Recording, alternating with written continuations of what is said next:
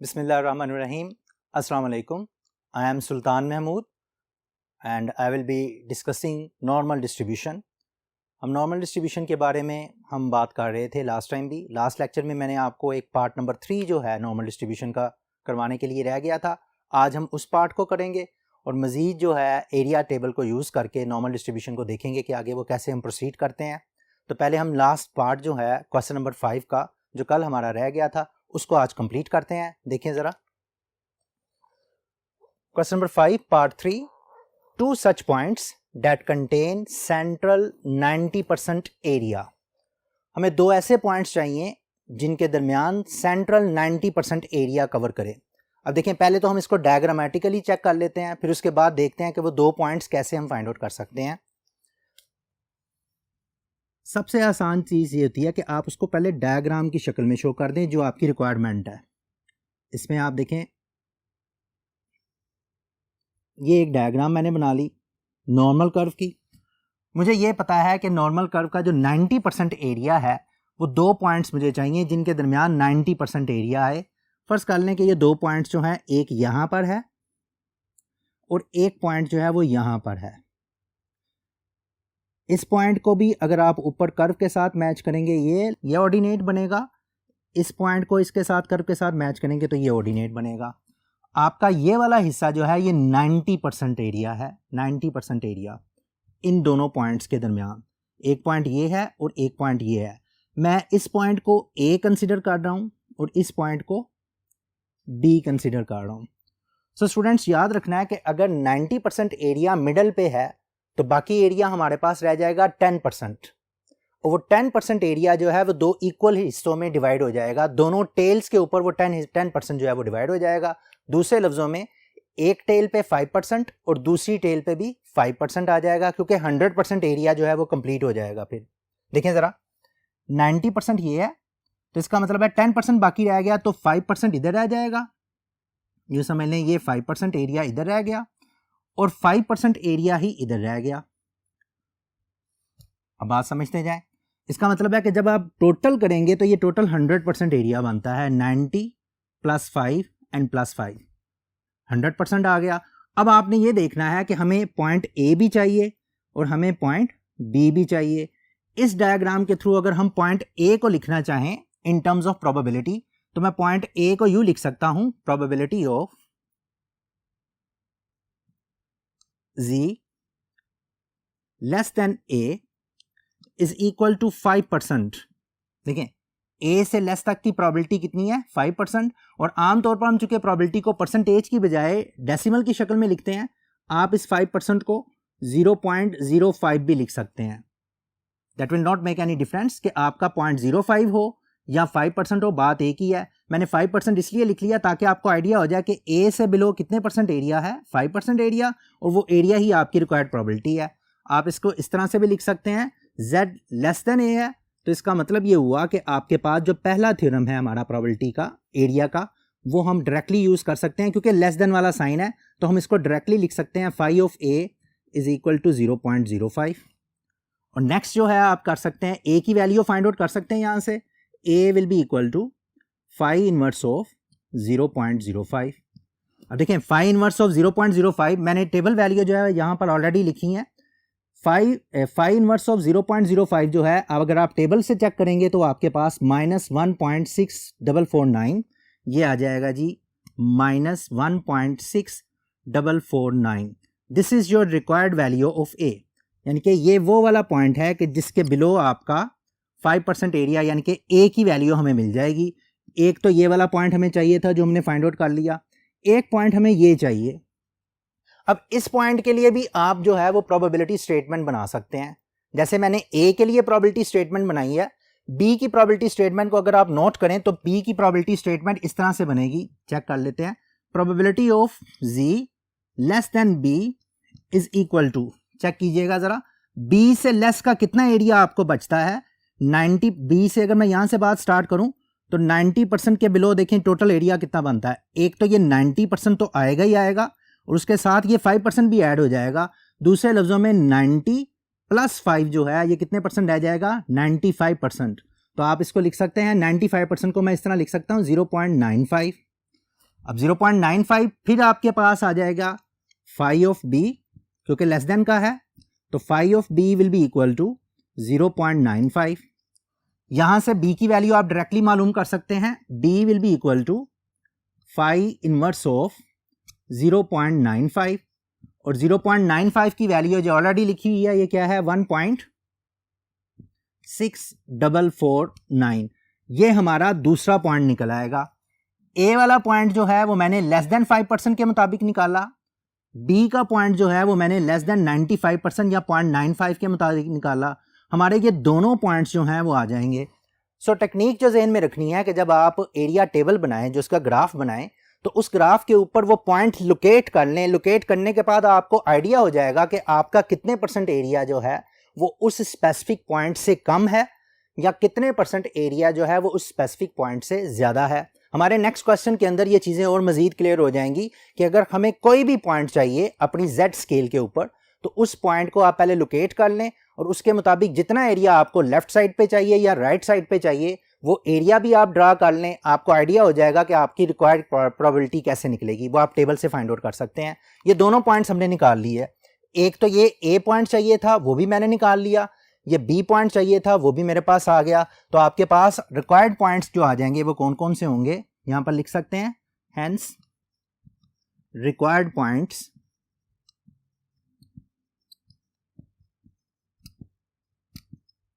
Are क्या है जी, -1.6449 and 1.6449। ये दोनों जो होंगे आपके रिक्वायर्ड पॉइंट्स होंगे, जो कि ए और बी की शक्ल में पहले लिखे हैं।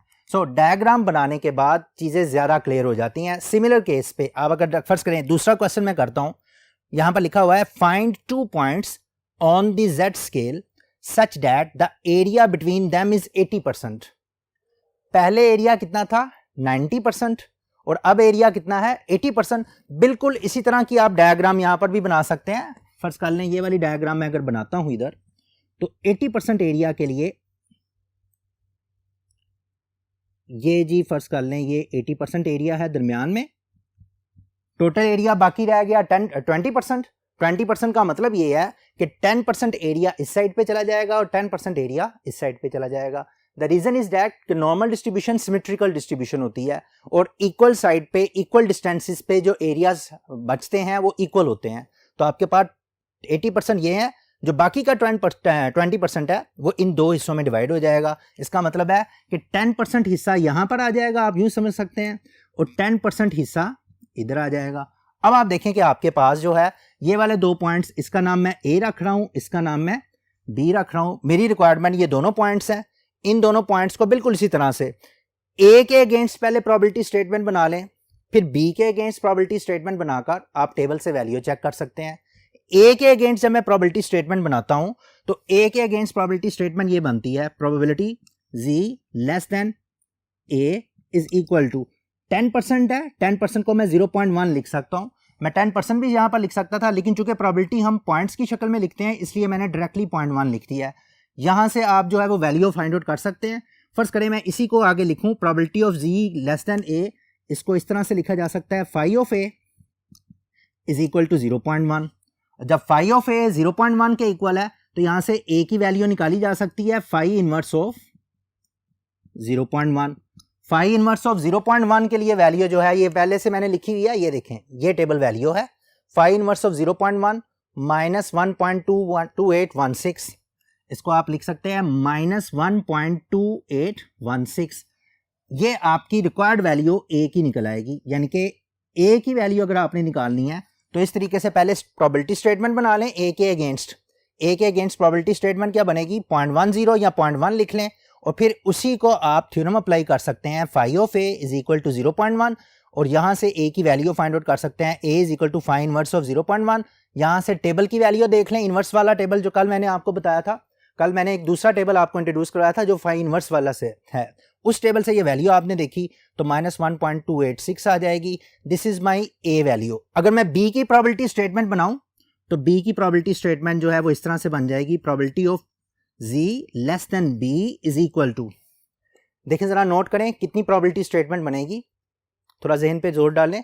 बी की मैंने प्रोबेबिलिटी स्टेटमेंट बनानी है, तो उसके लिए आप देखो 80% ये है जो बी से लेफ्ट साइड पे तरफ है और 10% ये है, तो प्रोबेबिलिटी स्टेटमेंट क्या बनेगी, 90% के अगेंस्ट बनेगी। तो बी की वैल्यू जो है जो लेस देन के लिए आएगी वो 90%, आप उसको 0.90 भी लिख सकते हैं। वो 90% स्टेटमेंट को आप जो है आप इजीली कर सकते हैं। यहां से यहां पर दोबारा से वही उसी चीज को आप लिख सकते हैं, phi of B is equal to 0.90, this implies phi inverse, sorry यहां से आप b की वैल्यू फाइंड आउट कर सकते हैं, b will be equal to phi inverse of 0.90। अगर आप 0.90 पे फाई इनवर्स की वैल्यू चेक करना चाहें तो ये टेबल वैल्यू मैंने ऑलरेडी लिखी है 1.2816, तो आपके पास आ जाएगा b की वैल्यू 1.2816। इस केस में ये वाली वैल्यू निकल आएगी। So these are your required points. a point आ जाएगा -1.28 ये वाला, और जो b वाला पॉइंट आपके पास आ जाएगा वो 1.2816। ये दोनों पॉइंट जो है वो आपकी रिक्वायरमेंट थी। तो इसमें ट्रिक क्या है, ट्रिक ये है कि आप पहले अपनी डायग्राम बना लें, और डायग्राम बनाने के बाद जो है जो पॉइंट्स जिस जिस जगह पर आ रहे हैं वहां पर वो पॉइंट पुट करें और उनके लेस देन का एरिया जो है वो उसको लोकेट कर लें। इसी क्वेश्चन को जो है, इसी की एक्सटेंशन को, इन चीज़ों को समझने के लिए कि डायग्राम के जरिए हम कोई भी पॉइंट जो है वो लोकेट कर सकते हैं और उसके मुताबिक जो हम फिर टेबल से वैल्यू चेक करके अपनी रिक्वायरमेंट को फुलफिल कर सकते हैं। हम नेक्स्ट बोर्ड पे चलते हैं, जहां पर जो है हम देखेंगे कि ये वाला जो मैंने कंसेप्ट अभी आपको दिया है कि डायग्राम के जरिए आप कोई भी वैल्यू जो है वो अपनी फाइंड आउट कर सकते हैं। हम मीडियन फाइंड आउट कर सकते हैं, क्वार्टाइल्स फाइंड आउट कर सकते हैं, जो हमारे नेक्स्ट क्वेश्चन का हिस्सा है। तो हम नेक्स्ट बोर्ड की तरफ चलते हैं। जी स्टूडेंट्स, अब जो है हम उसी ट्रिक को जो हमने पहले यूज किया कि डायग्राम के जरिए कोई सी भी वैल्यू जो है नॉर्मल डिस्ट्रीब्यूशन की फाइंड आउट की जा सकती है। जरा पहले क्वेश्चन को रीड करते हैं कि क्वेश्चन की रिक्वायरमेंट क्या है। ये क्वेश्चन है आपके पास, find median the lower and upper quartiles and there inter quartile range for a standard normal random variable z। हमने मीडियन मालूम करना है, लोअर क्वार्टाइल मालूम करना है, अपर क्वार्टाइल मालूम करना है और inter quartile range find out करनी है। तो सबसे पहले तो हमें ये आइडिया होना चाहिए कि मीडियन डाटा की ऐसी वैल्यू होती है जिसके बिलो 50% एरिया होता है और जिसके अबव भी 50% एरिया होता है। पहली बात तो ये ज़हन में रहे। फर्ज करें मैं मीडियन के लिए अगर डायग्राम बनाऊं, मीडियन को फाइंड आउट करने के लिए इसके सोल्यूशन की तरफ अगर मैं आता हूं, मीडियन के लिए अगर मैं डायग्राम बनाता हूं ना, फर्स्ट पार्ट में मीडियन मालूम करना है, ये रही जी हमारी डायग्राम। अब मीडियन जो है वो हमेशा मिडिल पे फॉल करता है, हमें ये इतना तो आइडिया है। फर्ज कर लें कि ये मीडियन है, ठीक हो गया। मीडियन के बिलो कितने परसेंट एरिया है और मीडियन के अबव कितने परसेंट एरिया है, हमें पता है कि मीडियन के बिलो भी 50% है और मीडियन के अबव भी 50% है, क्योंकि ये मीडियन मिडिल पे होता है। यहाँ पर 50% का मतलब है 0.5 और 0.5। ये नॉर्मल डिस्ट्रीब्यूशन की क्वालिटी है कि आपके पास जो total area under the curve वो 1 होता है। नॉर्मल डिस्ट्रीब्यूशन क्योंकि सिमेट्रिक है और इसी सिमेट्रिक डिस्ट्रीब्यूशन की प्रॉपर्टी को यूज करते हुए टोटल एरिया जो है वो दोनों साइडों पे इक्वली डिवाइड होगा। 50% एरिया ये और 50% एरिया ये। मैंने प्रोबेबिलिटी की शक्ल में लिख दिया है परसेंटेज की बजाय। तो 0.5 ये और 0.5 ये, टोटल एरिया 1 के इक्वल होगा। हमें मीडियन चाहिए, ये m फर्ज कर लें कि मीडियन की वैल्यू मालूम करना चाहता हूं, तो इसके अगेंस्ट प्रोबेबिलिटी स्टेटमेंट बना लेता हूं। Probability of z less than m is equal to 0.5 ना। ये स्टूडेंट्स आपने नोट रखना है कि आप कोशिश करें कि प्रोबेबिलिटी स्टेटमेंट जब भी बनाए हमेशा लेस देन के लिए बनाएं, ताकि हमारे पास जो टेबल अवेलेबल हैं वो लेस देन वाले टेबल अवेलेबल हैं। जो भी हमारे पास पीछे बुक के अंदर टेबल अवेलेबल हैं वो लेस देन की क्यूमुलेटिव प्रोबेबिलिटी बताते हैं आपको। तो उस पर्टिकुलर वैल्यू से हमेशा लेस की प्रोबेबिलिटी स्टेटमेंट बनाते हैं। अब आपने मीडियन से मैं ग्रेटर की भी बना सकता था प्रोबेबिलिटी स्टेटमेंट, तब भी बात मेरा आंसर आ जाना था, लेकिन मैंने क्या किया, लेस देन की प्रोबेबिलिटी स्टेटमेंट बनाई। प्रोबेबिलिटी स्टेटमेंट बनाकर probability of z less than m is equal to 0.5, यानी से m z की वैल्यू m से लेस होने की प्रोबेबिलिटी 0.5 है।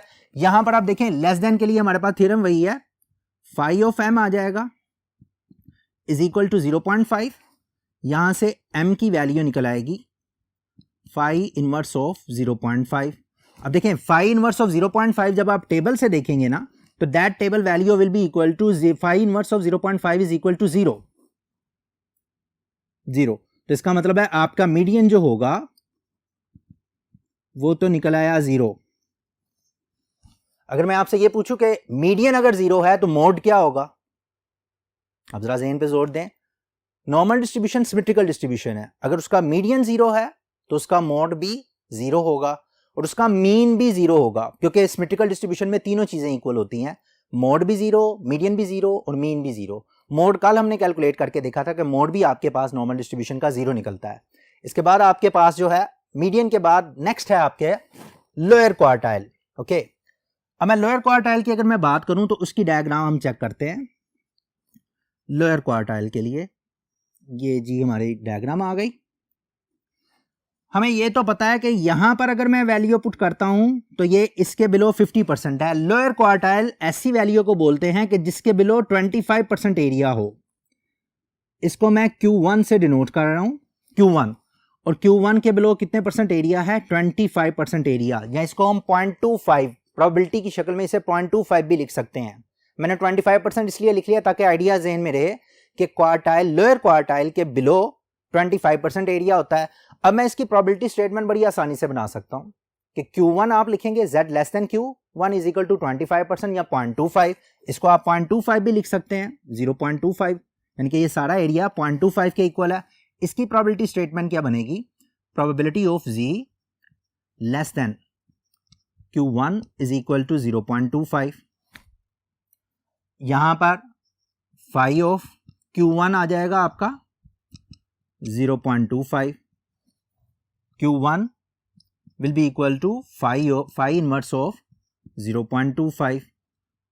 So Q1 आपके पास क्या निकल आया, लोअर क्वार्टाइल की वैल्यू Q1 फाई इनवर्स के लिए 0.25 की वैल्यू ये मैंने लिखी हुई है -0.6745, -0.6745। This is my lower quartile. इसकी प्रोबेबिलिटी स्टेटमेंट आपने बनाई और लोअर क्वार्टाइल की वैल्यू आपने फाइंड आउट कर ली। ले जी, मेरे पास ये लोअर क्वार्टाइल भी आ गया। मेरी जो नेक्स्ट, एक तो लोअर क्वार्टाइल है और दूसरी क्या है, अपर क्वार्टाइल मालूम करना है। ओके, हम अपर क्वार्टाइल की तरफ आते हैं और उसकी प्रोबेबिलिटी स्टेटमेंट को बनाते हैं। ले जी, अपर क्वार्टाइल ऐसी वैल्यू को बोलते हैं जिसके बिलो 75% एरिया हो। जारी बात है अपर क्वार्टाइल यहां तो नहीं हो सकता, क्योंकि यहां पर अगर मैं अपर क्वार्टाइल ले लेता हूं तो इसके बिलो तो 25% एरिया यहां 75% से कम होगा। आपने यहां पर भी नहीं ले सकता, क्योंकि इससे कम अगर फर्ज करें मैं ये वाला कहता हूं कि जी ये होगा जी अपर क्वार्टाइल, डजंट मैटर, क्योंकि ये हो नहीं सकता कि यहां पर आपका 50% ये है और 50% ये है। हमें अपर क्वार्टाइल के लिए ये देखना है कि अपर क्वार्टाइल कहां पर फॉल करता है, वो यहां पर, ये हिस्सा जो है ये अपर क्वार्टाइल है और अपर क्वार्टाइल के बिलो 75% एरिया होता है। जारी बात, और इसके बाकी का एरिया जो बच जाएगा वो कितना रह जाएगा, 25% area. So this is your Q3। अगर मैं आपसे कहूं कि Q3 की प्रोबेबिलिटी स्टेटमेंट बनाएं तो आप ये इजीली कर सकते हैं, या फिर भी आपको करने के लिए दे रहा हूं। आप क्या करेंगे, Q3 के लिए 75% के अगेंस्ट प्रोबेबिलिटी स्टेटमेंट बनाएंगे और जो भी आंसर होगा वो इसके मुताबिक ही निकलेगा ना, probability of ji less than Q3। आपको क्वेश्चंस करने के लिए दूंगा बाद में, आप पहले इसको चेक कर ले। Q3 के अगेंस्ट आपने पॉइंट, इसकी प्रोबेबिलिटी स्टेटमेंट अगर आप बनाते हैं, फर्ज कर लेते हैं कि ये प्रोबेबिलिटी स्टेटमेंट इस तरह से बनती है। यहां पर मैं Q3 के अगेंस्ट प्रोबेबिलिटी स्टेटमेंट बना रहा हूं। फर्ज कर लें probability of Z less than Q3 is equal to 0.75। Q3 को फाइंड आउट करना चाहता हूं तो लेस देन Q3 के लिए 0.75, यानी कि Q3 से लेस का एरिया जो है वो 0.75 होना चाहिए। तो यहां से आप निकाल सकते हैं phi of Q3 is equal to 0.75। यहां से Q3 की वैल्यू फाइंड आउट की जा सकती है। सो Q3 इज इक्वल टू, यहां पर क्या आ जाएगा, फाई इनवर्स ऑफ 0.75। अब देखें 0.75 की जो टेबल वैल्यू है, 0.75 की टेबल वैल्यू ये मैंने एडजस्ट की है 0.6745, यहां पर ये आ जाएगी, ये Q3 की वैल्यू निकल आएगी। हमारा मेन पर्पस जो था इस क्वेश्चन के अंदर वो यही था कि आपने जो भी वैल्यू आपसे पूछी जाए, मसलन आपसे मीडियन पूछा गया, आपने उस मीडियन को लोकेट करने के लिए एक पॉइंट दिया। इसके बाद आपसे लोअर क्वार्टाइल पूछा गया, अपर क्वार्टाइल पूछा गया। फर्ज करें आपको परसेंटाइल्स में से कोई चीज पूछ लेता है, जैसे हमने फर्स्ट बुक के अंदर परसेंटाइल्स के बारे में भी देखा कि परसेंटाइल का मतलब है P50 भी पूछा जा सकता है, P80 भी, P92, P93। तो फिर P93 जो भी होगा आप उसके मुताबिक वो वैल्यू लिखेंगे, 93%, 94%, what ever the percentile is, उसके मुताबिक अपनी प्रोबेबिलिटी स्टेटमेंट बनाएंगे और उसके मुताबिक टेबल से वैल्यू चेक करके अपनी वैल्यू फाइंड आउट कर सकते हैं। सो अभी तक हमने ये 3 चीज़ें इसमें से फाइंड आउट की हैं। एक तो आपका ये मीडियन फाइंड आउट हो गया, लोअर क्वार्टाइल फाइंड आउट हो गया, अपर क्वार्टाइल फाइंड आउट हो गया। अब इसके बाद आपके पास जो है and there inter quartile range. Inter quartile range क्या होती है, इसको मैं IQR से डिनोट करता हूं। अगर आपके पास डिफरेंस आ जाए Q3 और Q1 का, तो Q3 और Q1 के डिफरेंस को हम इंटर क्वार्टाइल रेंज बोलते हैं। आप इसको यूं लिख सकते हैं IQR, inter quartile range, IQR। IQR stands for interquartile range and that is equal to Q3 minus Q1. That's it. कि आप Q3 की वैल्यू में से Q1 की वैल्यू को माइनस कर दें, आपके पास रिजल्ट आ जाएगा। देखो जरा, ये Q3 की वैल्यू आपके पास, Q3 की वैल्यू मैं लिख रहा हूं यहां पर जी, Q3 की वैल्यू निकाली है 0.6745 माइनस Q1 की वैल्यू ये रही माइनस 0.6745। अब इन दोनों वैल्यूज को आपस में ऐड कर लें तो 0.6745 प्लस 0.6745। अच्छा, अब अगर इन दोनों को ऐड किया जाए तो हमारे पास जो है वो वैल्यू निकल आती है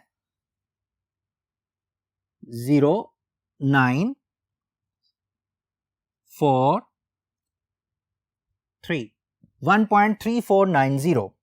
तो आपके पास ये आ जाएगा inter quartile range will be equal to 1.3490। So ये हमारा सारा क्वेश्चन जो है वो कवर अप हो गया। अब इसमें आपने जो चीज़ें नोट की इस क्वेश्चन के अंदर और अभी तक जो मैंने लेक्चर डिलीवर किया उसके अंदर हमने ये देखा कि हमारी डायग्राम जो है वो बहुत अहम रोल प्ले करती है किसी भी पॉइंट को लोकेट करने में। अगर हमने अपनी डायग्राम के अंदर वो पॉइंट ठीक तरह से लिख दिया है, पॉइंट आउट कर दिया है, तो उससे लेसर का एरिया जो है उसके प्रोबेबिलिटी स्टेटमेंट बनाकर हम अपनी रिक्वायर्ड वैल्यू जो है वो फाइंड आउट कर सकते हैं। अगर हमारे पास ये ट्रिक आ जाता है तो कोई भी वैल्यू हो, चाहे वो डिसाइल्स की शक्ल में हो, चाहे परसेंटाइल की शक्ल में हो, चाहे मीडियन हो, चाहे क्वार्टाइल्स हो, जितनी भी वैल्यूज़ ऐसी हैं जो कि डिवाइड करती हैं डाटा को, आप इजीली जो है वो अपने इस टेक्निक को यूज़ करके जो है वो फाइंड आउट कर सकते हैं। इससे अगले लेक्चर के अंदर हम इंशाल्लाह इसी चीज़ को आगे बढ़ाएंगे। वो हमारे पास होगा कि अगर z मौजूद नहीं है और x की वैल्यू मौजूद है तो x से z में कन्वर्ट करने के बाद फिर प्रोबेबिलिटीज़ को कैसे फाइंड आउट करते हैं। तब तक के लिए अपना ख्याल रखिएगा। अल्लाह हाफिज़।